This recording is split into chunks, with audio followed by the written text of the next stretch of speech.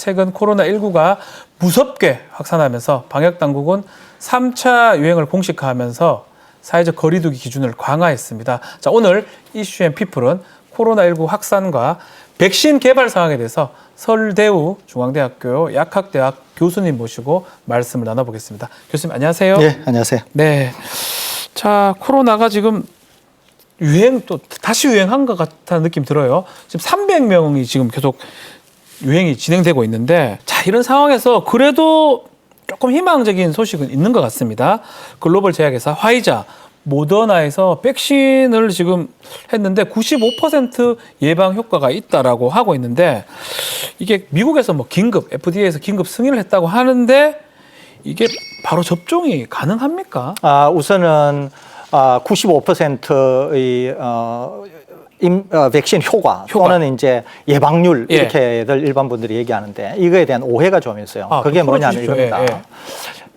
일반 용어로 이제 이렇게 생각을 하시는 거예요. 95%의 효과다 이러면은 100명이 백신을 맞으면 5명만 걸리고 95명은 안 걸린다. 저도 그렇게 이해했습니다. 그런 용어가 아니에요. 이거는 백신 효능을 평가하는 시기에 의해서 나온 것이기 때문에 그런 의미가 아니에요. 그런 의미 자체가 아닙니다. 그렇기 때문에 우선은 백신 효능이 95%라고 해도 일반 용어로 인식하는 것과는 다르다라고 하는 것을 우선 이해를 하셔야 돼요. 그러니까 그보다는 훨씬 낮을 가능성이 있습니다. 그럼에도 불구하고 백신 효과가 일부 있다고 하는 것은 부인할 수 없는 사실이겠죠. 다만 이제 말씀하신 것처럼 미 FDA에 화이자가 사용에 대한 긴급 승인을 요청을 했습니다. 아마 미국 정부에서 긴급 승인을 내줄 것으로 생각이 됩니다. 그런데 이제 이것도 시간이 좀 걸려요. 그런데 이제 미국에서는 12월 11일 정도에 이제 접종을 시작하겠다 이렇게 예상을 하고 있는 거죠. 그런데 이제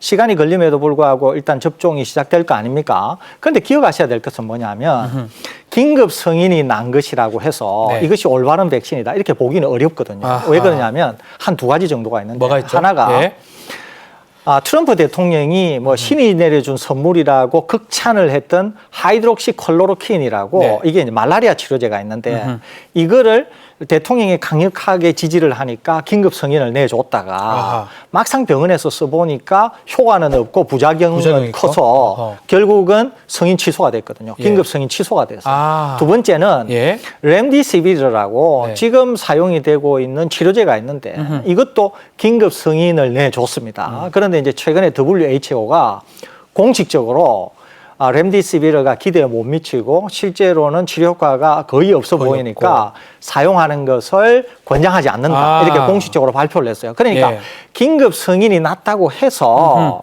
우리가 맞을 수는 있지만 그것이 올바른 약이거나 올바른 백신은 아니기 때문에 우리가 여전히 주의를 기울여야 되는 것은 맞지만 그럼에도 불구하고 12월에 접어들면 아주 심각한 미국에서는 접종이 시작되고 그보다 조금 앞선 영국에서는 좀 더 일찍 백신 접종이 일단 시작은 될 것으로 보입니다. 그러니까 교수님 말씀처럼 안정성을 다 확보하려면 일반 승인을 받아야 되는 건데 지금 상황이 급하다 보니까 긴급 승인을 하는 거고 그러면 부작용이나 효과성을 100% 안심할 수 없다라는 거네요. 그렇습니다. 그럼에도 불구하고 영국은 상황이 지금 급하다 보니까 미리 접종을 할 것이다.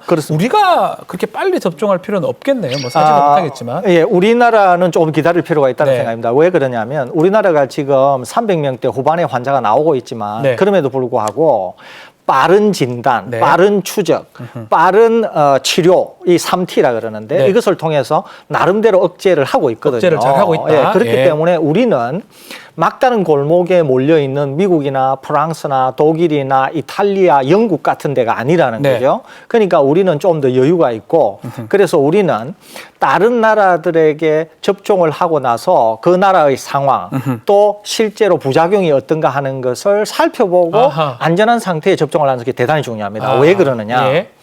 백신은 예방을 목적으로 해서 환자가 아닌 정상인들에게 투여를 하는 거기 때문에 실제로 안전하다고 하는 게 훨씬 중요하거든요. 이번 독감 백신에서 보는 것처럼 만일에 백신을 접종했는데 백신의 직접적인 영향이든 아니든 상관없이 사망자가 나온다든지 사망자 나오면 이렇게 될 경우에는 백신을 접종해야 되는 분들이 백신을 기피하게 됨으로써 백신을 통해서 집단 면역을 형성하려고 했던 계획 자체가 차질을 빚을 수가 그렇죠. 있어요. 네. 만일에 아무리 좋은 백신이라도 대상자들이 백신을 안 맞게 될 경우에는 네. 백신을 통한 목표를 달성하기가 어렵지 않습니까? 네. 그렇기 때문에 우리는 다소 시간적으로나 여러 가지 여유가 있으니까 몇 달이라고 하더라도 갭을 좀 두면서 다른 나라 접종 상황을 보면서 보고. 안전한 것이 아하. 확실히 파기될 경우에 접종하는 게 좋겠다 이런 생각이 듭니다.